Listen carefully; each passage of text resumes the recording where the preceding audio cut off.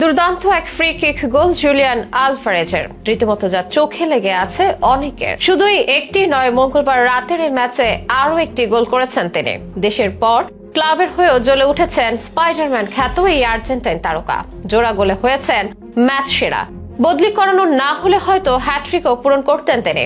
Champions লিগে তার এমন অনবদ্য পারফরমেন্সে স্পার্তা প্রাগের জালে 6 গোলে দিয়েছে অ্যাটলেটিকো মাদ্রিদ। আলভারেজের এই ফর্ম যেন ম্যানচেস্টার সিটির কাছে আফসোসের কারণ। নিজেদের সাবেক খেলোয়াড় আলভারেজ যখন দুর্দান্ত ফর্মে, ম্যান সিটি তখন একের পর এক হারের সাক্ষী।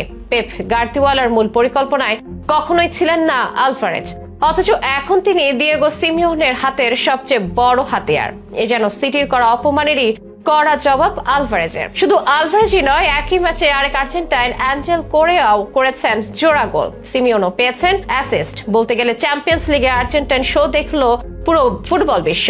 সেখানে মধ্যমণি জুলিয়ান আলভারেজ জ্বলে উঠে কিভাবে অপমানের উপযুক্ত জবাব দিলেন আলভারেজ, সে ব্যাপারে জানাবো বিস্তারিত স্পোর্টস আয়োজনে।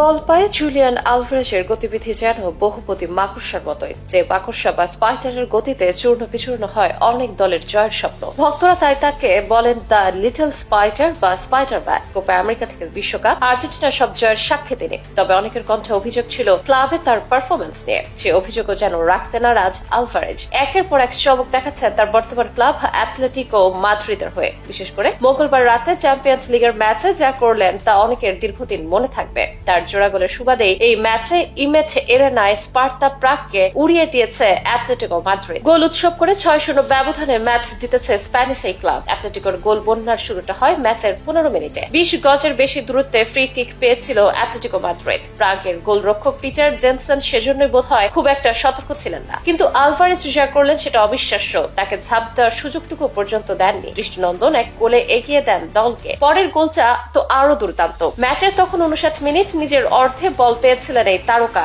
এরপরে ছুটতে শুরু করেছেন গোলের নেশা। বিদ্যুৎ গতিতে প্রতিপক্ষের ডি বক্সের কাছাকাছি পৌঁছে যান। বাকিটা ছিল জিউলিয়ানো সিমিওনের সাথে তার বন্ধনের প্রদর্শনী। তিনি বল বাড়িয়ে দেন সতীর্থের দিকে, ফিরতি পাসে আবার তাকে খুঁজে নেন সিমিওনে। এরপর জাল খুঁজে নেন আলভারেজ, করেন নিজের দ্বিতীয় গোল। জোড়া গোল করার পাশাপাশি 4টা সুযোগ তৈরি করেছেন তিনি, সাথে 5টা ডুয়েল জয়। হয়েছেন ম্যাচ সেরা, ভাসছেন সকলের প্রশংসায়। ক্লাবেও তিনি চমক দেখাতে পারেন, সেটাই যেন দেখালেন। বদলি করানো না হলে হয়তো এই ম্যাচে হ্যাট্রিকও পূরণ করে ফেলতেন আলভারেজ। অথচ এই আলভারেজ পেপ গার্দিওলার মূল পরিকল্পনায় কখনোই ছিল না। ম্যানচেস্টার সিটিতে যা খেলেছেন বদলি হিসেবে, নিজেকে মেলে ধরার সুযোগই তিনি পাননি। তাই তো বদলেছেন ক্লাব। তার সাবেক সে ক্লাব যখন হারের বৃত্তে আটকা পড়েছে, তখন বর্তমান ক্লাবের হয়ে জয়ের গল্প লিখে চলেছেন আলভারেজ। জীবনে এই জন্য বোধ হয় ঝুঁকি নিতে হয়। সবাইকে বিস্মিত করে অ্যাটলেটিকো করা তার সে শাইনিং এখন প্রমাণিত হচ্ছে সময়ের অন্যতম সেরা সিদ্ধান্ত হিসেবে। অনেকে বলেছিল আলভারেজ সিটি ছাড়লে শেষ হয়ে যাবে, এখন দেখা যাচ্ছে উল্টো চিত্র। শুধু আলভারেজই নয় অবশ্য, মঙ্গলবার রাতে অ্যাটলেটিকোর 6-0 গোলের জয় অবদান আরো 2 আর্জেন্টাইনের।